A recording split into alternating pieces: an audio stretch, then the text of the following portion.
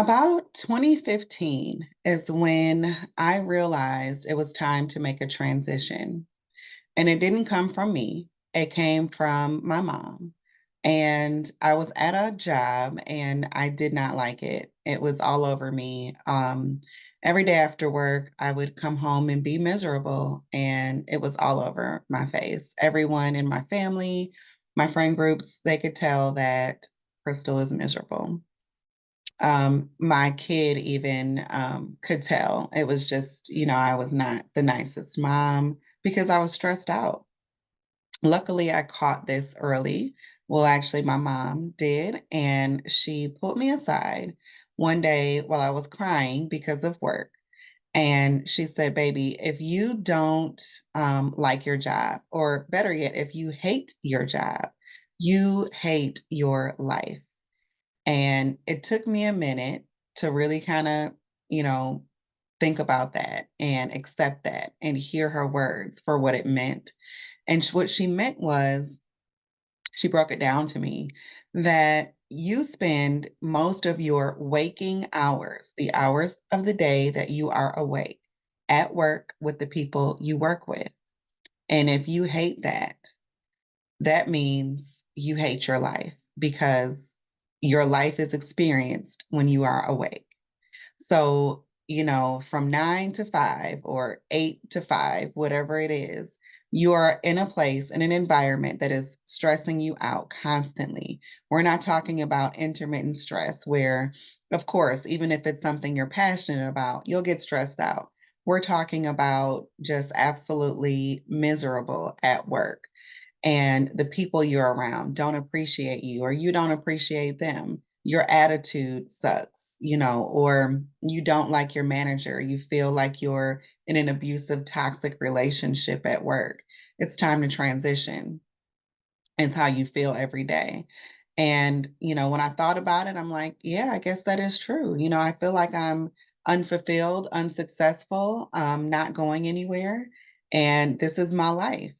So, she gave me an out. She said, "What are you going to do about this? You can't keep going on. It's not healthy for you." And her concern, it's not healthy for my grandson.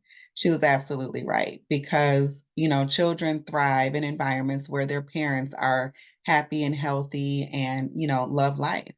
So I had to take a real, deep look in the mirror and say to myself, what is next? This is before I became a coach, but this is where, my acumen for transition really started to develop.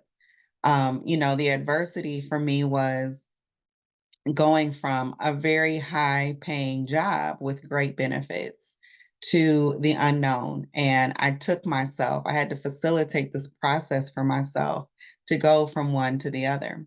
And I did go to a job paying, full disclosure, like $14 an hour. But it was the most humbling position I've had to date. And I learned so much. It was in an emergency room, and I did registration, and I talked to people, and I learned their experiences, and I learned empathy, and I learned, what it was like to really feel listened to and to provide listening to people who just wanted to share their story, their experience.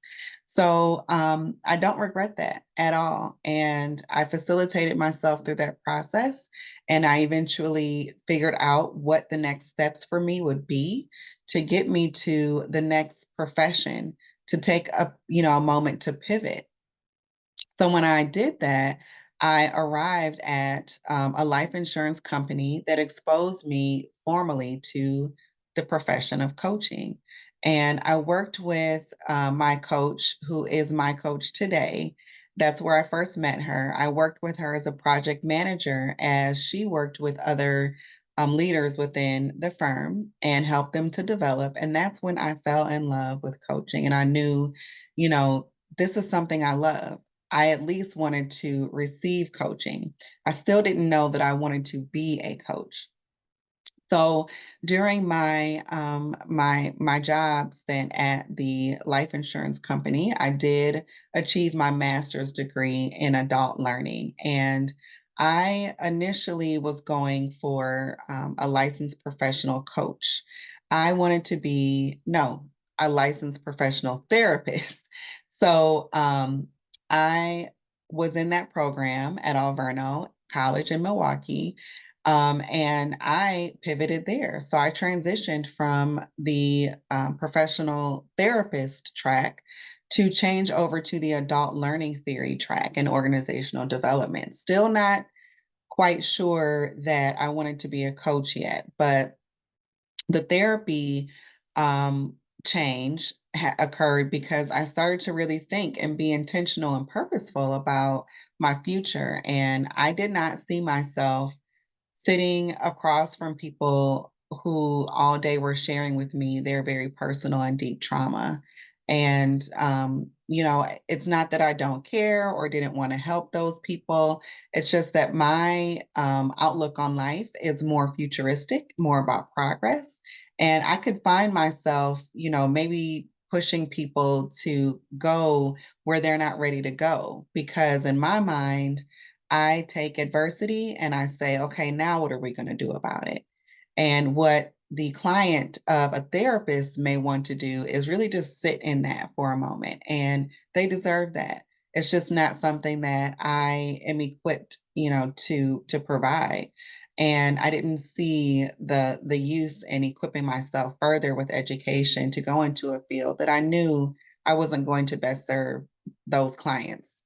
So that's when I started to think, what is more futuristic? What is more, visionary?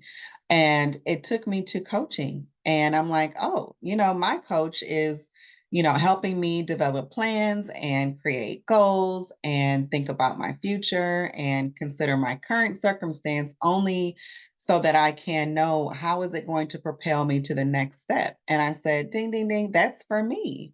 So that's when I decided to go into coaching myself as a career and became a certified coach through the International Coaching Federation. And that's where I became competent in all of the core competencies of coaching and learned what ethical standards I needed to abide by, and that's why I'm here today.